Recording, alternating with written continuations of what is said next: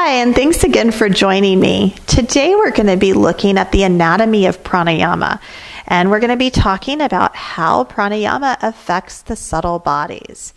So, pranayama is one of the 8 limbs of yoga, and it is essentially the cleansing and clearing of the nadi channels within the body. Ayurveda tells us that there are 72,000 nadis in the body. These nadis are energetic channels, and they are both gross or physical as well as subtle or metaphysical.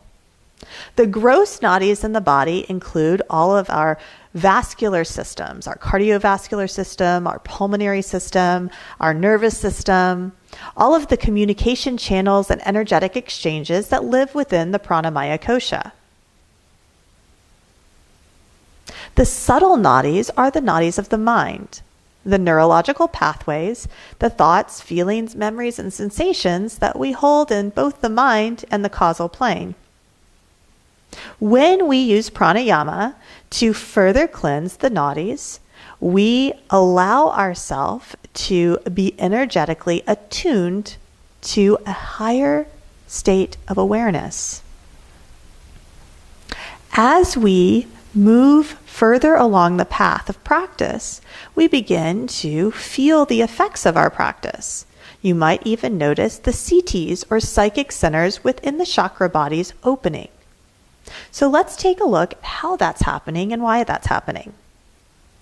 One of my teachers is Leslie Kaminoff. His primary focus is on the breath, and he says all breathing is diaphragmatic breathing. This is important because over the past handful of years, diaphragmatic breathing or belly breathing has gotten a lot of notoriety. The psychological implications for belly breathing have been documented and studied in clinical studies. But Leslie's point that all breathing is diaphragmatic breathing is true. In calling belly breathing diaphragmatic breathing, we are actually negating the fact that all breathing requires the diaphragm. For those who are familiar with anatomy, the lungs live inside of the thoracic cavity, safely sheltered by the rib cage. Inside the lungs, the pericardium holds the heart. And the lungs and the heart work together in the cardiopulmonary system. The diaphragm is underneath the lungs, separating the thoracic cavity from the abdominal cavity.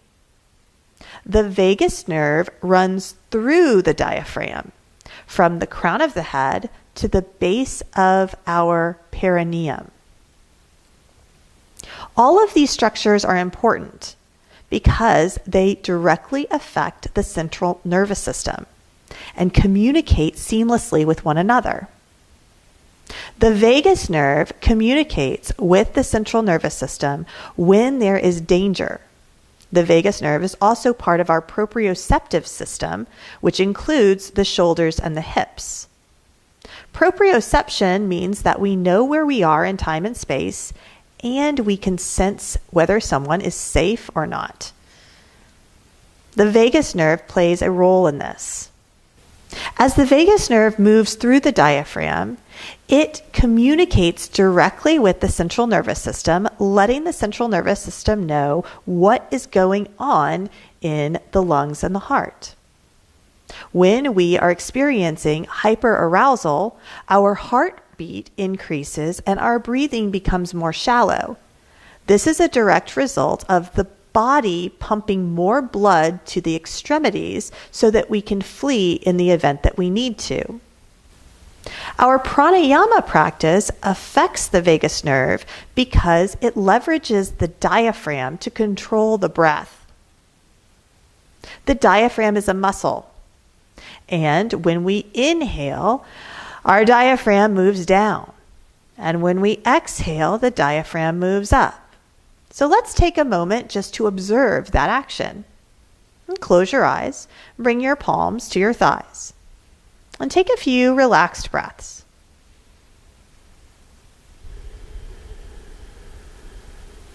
Notice how the belly expands on your inhalation.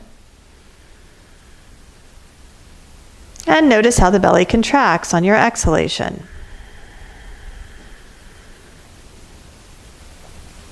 The belly expanding is a function of the diaphragm moving down.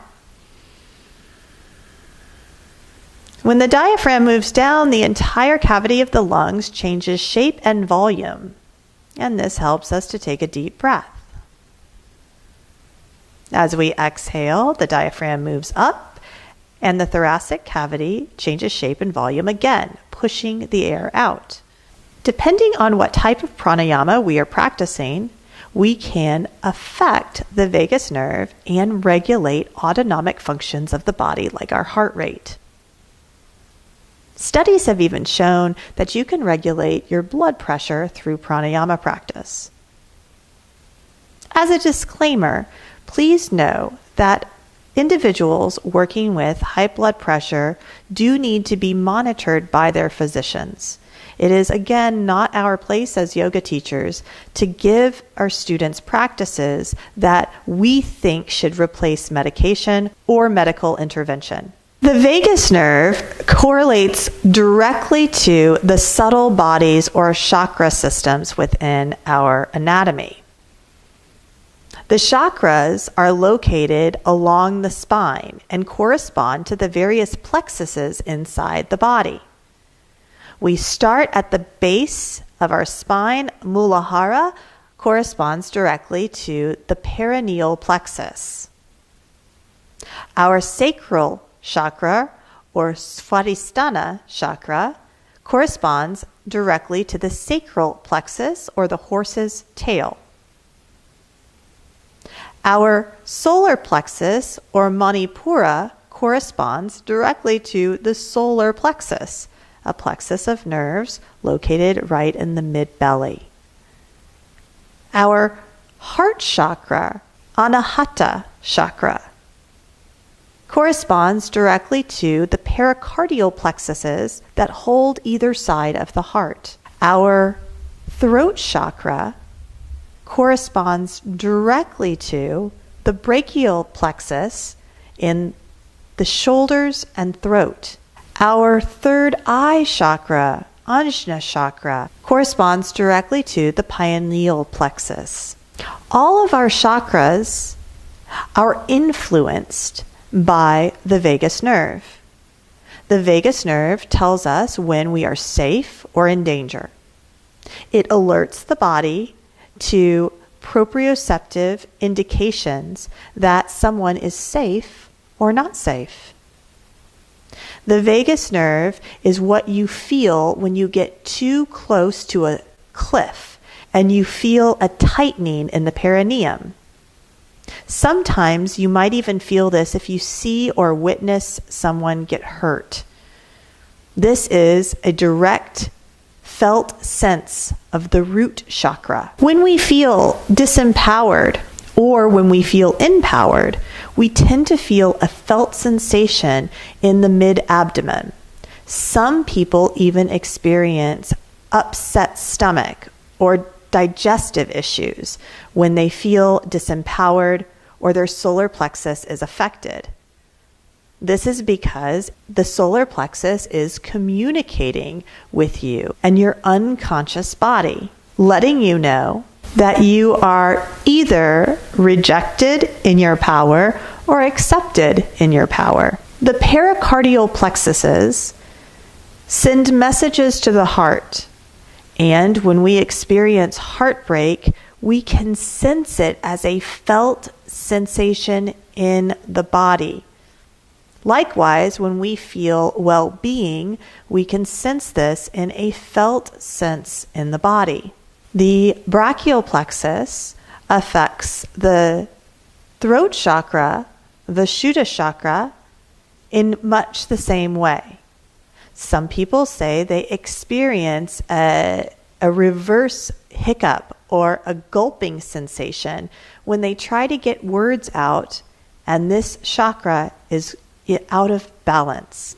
The pineal plexus can be felt as a felt sensation when the third eye tingles. Some people experience this tingling sensation when their psychic CTs begin to open and they become more receptive to psychic energy. As we are using our pranayama practice to balance the subtle bodies, we are working directly with the three major nadis in the body. These include the Sushumna nadi, or the central channel for Kundalini, the Ida, the feminine lunar nadi, and the Pingala, the masculine solar nadi. We use various breaths to create a balance between the solar and lunar parts of ourself. This is directly from Hatha Yoga.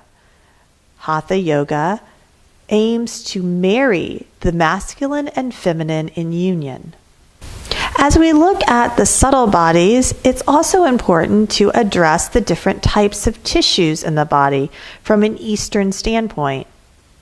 We have both yin tissues in the body and yang tissues in the body. The yin tissues in the body are the plastic tissues, the bones, the cartilage, and the ligaments.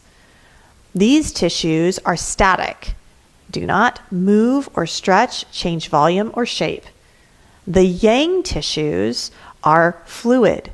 They move, changing volume and shape. The muscles, the fascia, these are examples of yang tissues in the body. Yang activities are warming, they're vigorous, and they're masculine in nature. Yin activities are cooling, quiet, and feminine in nature. Through the use of pranayama, we can balance these two aspects in our experience so that we can feel complete, whole, united bliss. The practice of pranayama can also be looked at through the lens of kriya. Many pranayamas are also kriyas. Kriyas are exercises done to cleanse and clear the nadi systems. An example of a kriya that is also a pranayama would be Kapalabhati. Kapalabhati is a kriya that cleanses the nadis and cleanses the lungs. Our pranayama practice is an important part of our overall yoga practice. Developing a relationship with pranayama, we can both increase our lung capacity and balance the psychic centers within our physical body. Pranayama practice also helps us to move deeper into the Panchamaya, kosha system. Through the practice of asana, followed by pranayama, we move into Manamaya, the mind. And here is where we are working with the subtle energies of vritti, the fluctuations of the mind. As we learn to reduce the vritti that is in our citta, our individual consciousness, we can begin to find concentrative states of being where we fall into meditation and samadhi. Concentration, meditation, and samadhi are states of being. They are not practices. You cannot meditate. It is not a verb. It is a noun. These experiences are meant to precipitate like rain out of our yoga practice. The practice begins with the yamas and the niyamas, followed by our asana, our pranayama, and pratyahara practice. Dhyana, concentration, and dhyana, meditation, come out of these practices. These states of being yield ultimate union and self-realization, which we call samadhi. I hope this video has helped you to link the physical body to the subtle bodies through pranayama practice. Be well, yogis.